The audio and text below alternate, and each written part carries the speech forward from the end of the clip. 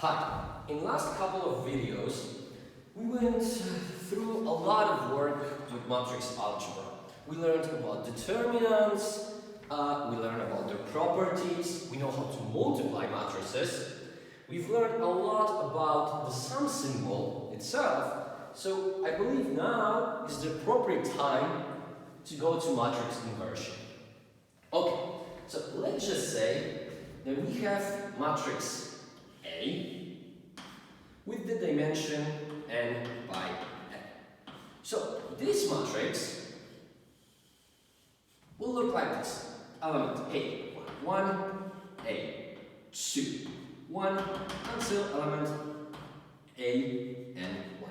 And here we will have A, 2, until element A, 1, and A1 n.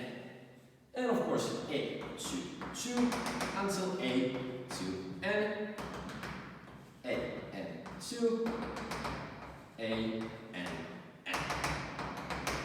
So if we want to find inverse of A, we need to follow a couple of steps. First, I'm going to assume that we calculated the determinant for matrix A, and it turns out it is different than 0. We remember from our previous videos that if determinant would be equal to 0, we have row dependence or column dependence, which is of course the same thing. And in this case, we cannot find one unique solution. As it turns out, of course, in the same situation, we cannot find inverted matrix A. Okay, so what are the steps that we need to take? Well, first, we need to build for this matrix A matrix of cofactors. Let's denote it C. And look, we will be building cofactor for each element of this matrix. So if this matrix is n by n, then of course, matrix of cofactors is going to be n by n as well. Okay, so how will this matrix look like? Well, we will have cofactor C, 1, 1, C, 1, 2, until C, 1, n. And we will have cofactor C2, 1, C2, 2, until C2, n.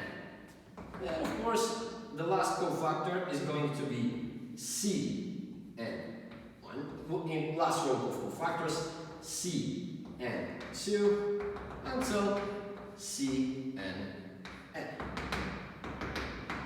So, the next thing we need to do is to transpose the matrix of cofactors. Okay, so we now need to have matrix C prime, which also is going to be n by n, right? And we are calling this specific matrix adjoint A. Okay, so let's transpose it. Now look, we know that when we transpose a matrix, it means that each row becomes a column, right? So the first row will become a first column. We will have C11, C12, until C1n. Then second row will become a second column. C21, C22, until C2n. And of course, we will go like this until we are in the last row, where we will have Cn1, Cn2, until Cn.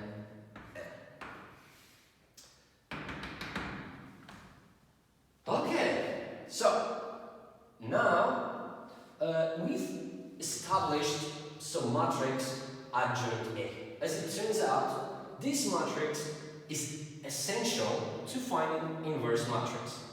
How can we show it? Well, what we can do, for example, is that we can multiply matrix A by transpose matrix of cofactors, so adjoint A. Okay, so let's do it. We will have A times C prime. Well, of course, the first question is, can we multiply them? But I hope it's pretty obvious that we can, because one matrix is n by n, the other matrix is n by n, we definitely can multiply them. Okay, so we will have here matrix A1, A1, 2, and A1, n. Here A21, A22. Oh, we don't need this big because we will need a lot of space here. A2n until AN1, AN2, so ANN. Okay, and we will be multiplying it by another matrix, n by n, the matrix of cofactors. So here we have C11, C21 until Cn1. Then we will have C12, C22 until Cn2. Oh, I'm sorry. And finally, in the last row, we will have C1n times then C2n and then Cnn. Okay, so now is the hardest part. We need to multiply it. Okay, and how do we multiply matrices? We multiply an entire row from the first matrix by the entire column of the second matrix. So look, first I want to find new elements. Okay, maybe because both matrices are n by n, the outcome will also be n by n, right? So I'm looking for the first element here. Okay, so what would I do over here? I would multiply A11 by C11. Then I would add A12 multiplied by C12. Then I would be doing this until I would arrive at element n, and I would have A1n multiplied by C1n. That would be very problematic to write, unless we resort to the sum symbol. And look, each component within this element, within this sum, is multiplication of A by cofactor, right? So let's do it. Okay, we will have A over here and some cofactor. Now, but of course we need to be a little bit more specific here. And let's look at it. Look, what is common here? A1, 1, A1, 2, A1, 3, A1, n, C11, C12, C13, C1n. So 1 is appearing everywhere here. How many elements will we have? Well, we will have n products like that. And which index we are using here? Well, J. Because, of course, the second index here is the one that is changing. So this formula, once calculated, will give us the exact value of what we should have in here. Okay, so now let's find the second element. Again, probably we will need to use the sum symbol. We can be sure that there is going to be an element. Okay, and look, now if I want to obtain this element is in the first row, second column. So I need to multiply the first row by the second column. Okay, so what will we have here? A, C, C, C. Again, something very familiar, right?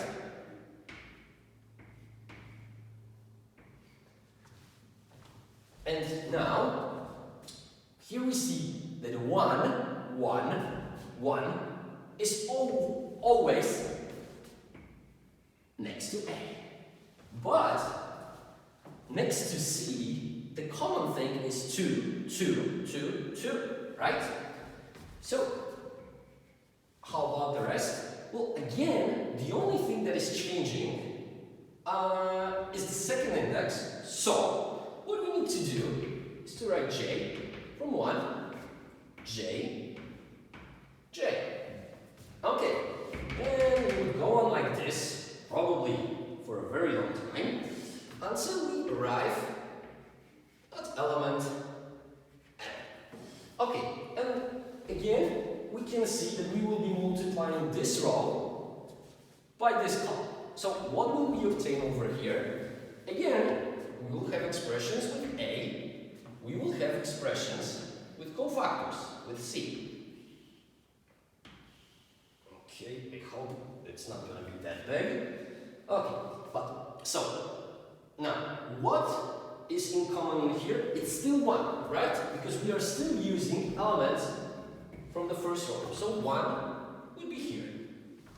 But over here, the common part that stays is now N.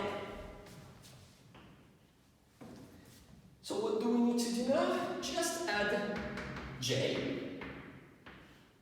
and we will be able to find this element. Okay, I hope at this moment you can see the construction. So now let's move to the second row of this matrix. Okay, so now I'm looking for element that lies in the second row, first column, right? So I would be multiplying second row from the first matrix by the first column, from the first matrix by the first column from the second matrix, right? So again, we will have expressions. We need to sum up expressions like A and expressions with elements A and cofactors. But what is changing here? Look, now the common element here, the common element here is 2, 2, 2, 2. So now we can be sure that 2 is going to be here. Still, we will have N of these elements, and here the common part is 1. So again, all we gotta do now is to write J equals to 1, J, J. And look, by the same token, we can fill up the rest of this matrix. Over here, we would have A to J, C to J. How do we know this? Look, because now we are multiplying second row by the second column. And of course we would go on like this until we would arrive at element that is constructed by A to J, C, and J. Okay, so of course we would be also continuing this until we would end up in the last row. And at this moment I hope you can clearly see what is the pattern here. Because we will be using elements from the nth row and elements over here from the first column.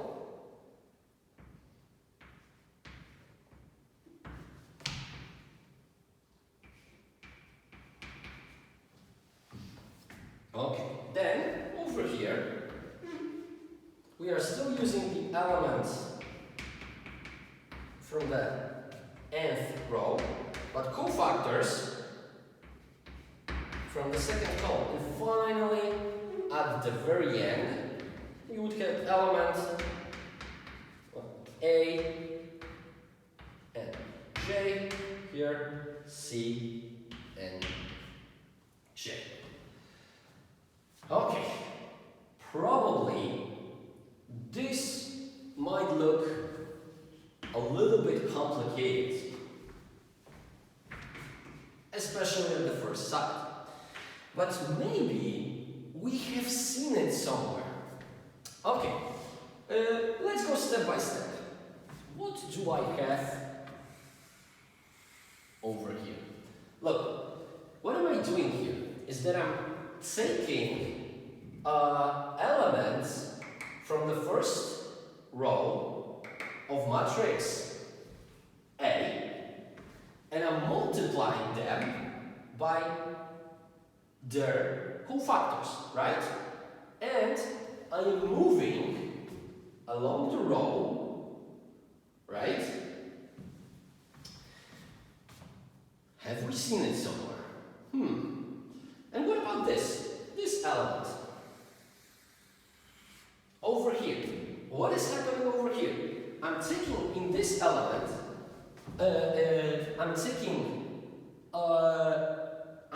I'm taking elements from the second row and I'm multiplying them by their cofactors and I'm adding everything up. What about this element? Here, I'm taking all the elements from this row and I'm multiplying them by their cofactors. Have we seen something like this somewhere? Look, I'm taking elements from a given row and multiplying them by their cofactors and I'm adding everything up. Maybe this is something very familiar to you because we call it Laplace expansion that we discussed a couple we ago. And look, for what we use Laplace expansion? We use Laplace expansion to find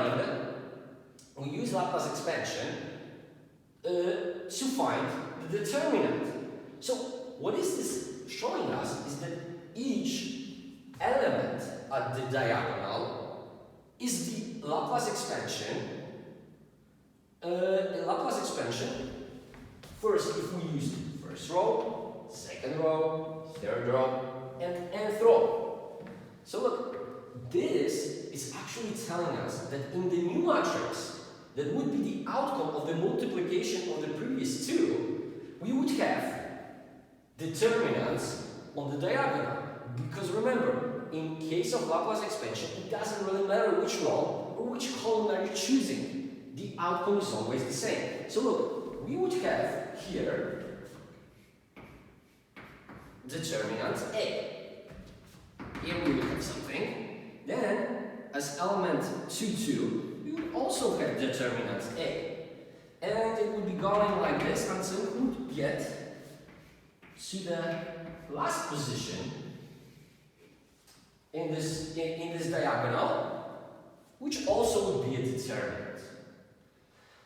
Okay, so we are halfway done. So now let's look at what we have, for example, over here. Look, what is happening over here? I'm taking here elements from the first row, but I'm multiplying them by the cofactors of the second row, right? Remember, we transposed matrix C, so what used to be a column is now a row, right? So, what is happening in here is that I am using elements from the first row and cofactors from the second row. And what am I doing over here? Over here, I'm using elements from the first row, but cofactors from the nth row. In this element, I'm using elements from the second row, but cofactors from the first row. Here I'm using elements from the second row, but cofactors from the nth row. Here I'm using elements from nth row, but cofactors for the first row. And here I'm using elements from nth row, but cofactors from the second row. Maybe there is some pattern here as well. Did we see this somewhere? Well, what happens if I'm doing Laplace expansion, but I'm doing it, let's just say, in a wrong way? Well, what is happening over here? Look, I'm using elements to get this. I'm using elements from this row, but I'm using cofactors for this row. So these cofactors are wrong. I'm using them in a consistent way, but still, those are not the cofactors we want. You could say, for example, that those cofactors are alien to this row. And you would be right, because this is expansion by the alien cofactors. And what is the outcome if I use Laplace expansion, but I'm using alien cofactors? The result is always 0. Right? Remember, this is like we would have a matrix that has two identical rows. So look, what we get from this is that this element would be 0, the next element would be 0, and every other element would be 0. This element would be 0, this element would be determinant, and then every other element would be 0. And look, we will go on like this until we get to the last row, and what we have? 0, 0, and we have just zeros until we arrive at determinant A. Okay, so even though this looks horrible, very complicated, a lot of sum symbols, a lot of indexes, this changes, the numbers changing, but as it turns out, we got a very simple result.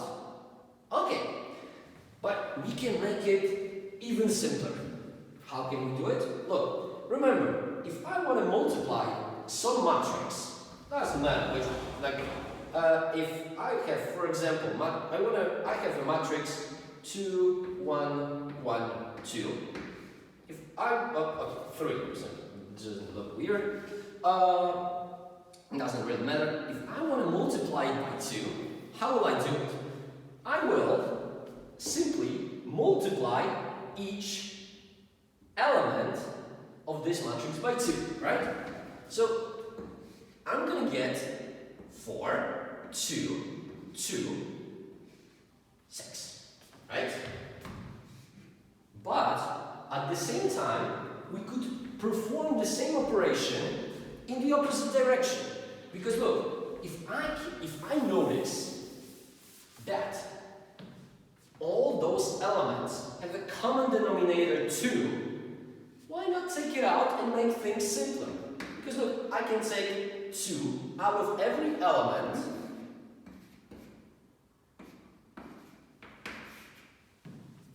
and maybe, if this is the case, we can use this property over here. Because look, all those numbers have a common denominator that we can take out. This is determinant A. Remember, determinant A is just a number. This is one number that we could obtain for this matrix. So I can take this A out of here, so from every element of the diagonal. But look, can I do the same thing with zeros? Of course, right? Because 0 times determinant A is still 0. So what am I getting out of this is determinant A and a matrix that looks like that.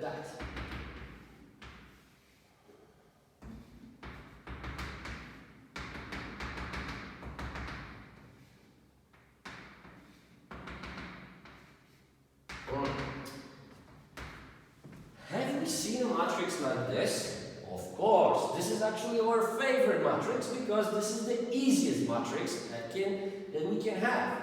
This is one in matrix algebra. This is an identity matrix. So, look, after this entire long process, we got that A times C prime, or adjoint A, is simply equal to the determinant times identity matrix with dimension n by n, but of course identity matrix can only be squared, so we just put n over here. Okay, so what have we actually established?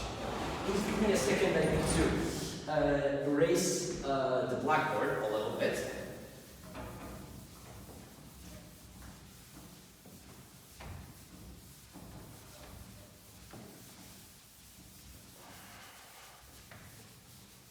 Well, the results we get is that A times C prime is equal to determinant A times I. Okay, I'm not gonna be writing subscript n because it's unnecessary. Okay, and look, what? This expression might not look like very important piece of information, but what if I, for example, divide both sides by A? Can I do it? A is a number, right? It's a scalar, so no problem, I can divide. Moreover, we know that A is different than 0 because this is what we assumed at the very beginning. We assumed that we calculated the determinant for matrix A and it's different than 0. Okay, so we would get something like this.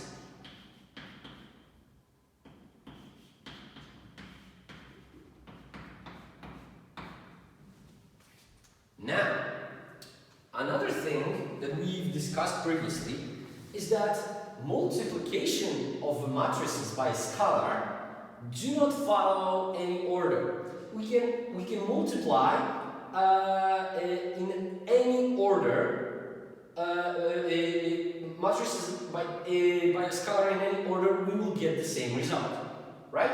So I'm going to write it a little bit differently. I'm going to write it like this. And just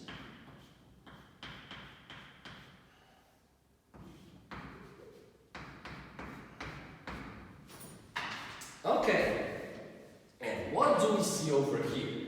Look, I'm taking matrix A, I'm multiplying it by this weird expression, and I'm getting identity matrix. Let's go to regular algebra. If I would tell you that I have some A, which is a number, and A is different than 0, and I'm multiplying by another number, B,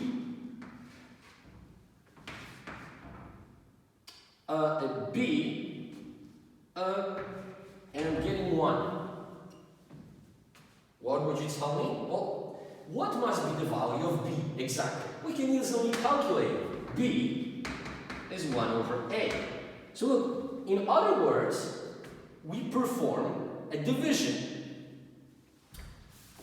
So, what do we get over here? We already said that division is technically speaking impossible in case of matrices, but we can multiply by inverted matrix by inverted matrix. So, only if we would have a situation that A times A to the power of -1, so inverted matrix A, we get identity matrix. So from this identity, we can easily get that this matrix that you see over here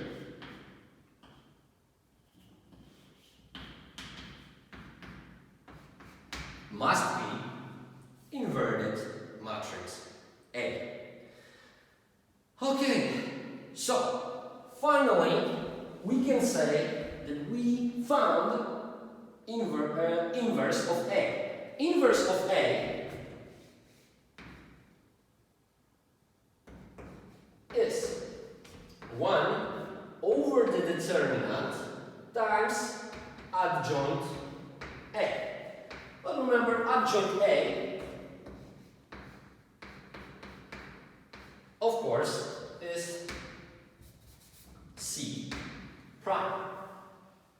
Now that we have this matrix, we will be able to solve any system of simultaneous equations, of course, as long as determinant is different than 0. Because look, if determinant is 0, we would have to divide 1 by 0 here, which is not permitted. And this puts everything together because it will tell us that if and only if determinant is different than 0, the system of simultaneous equations have one unique solution. Okay, now that we derived it, we should start using it. And I know that this might look very complicated, but actually, once I show you how to do it, you will see it's not that problematic, sometimes maybe a little time consuming.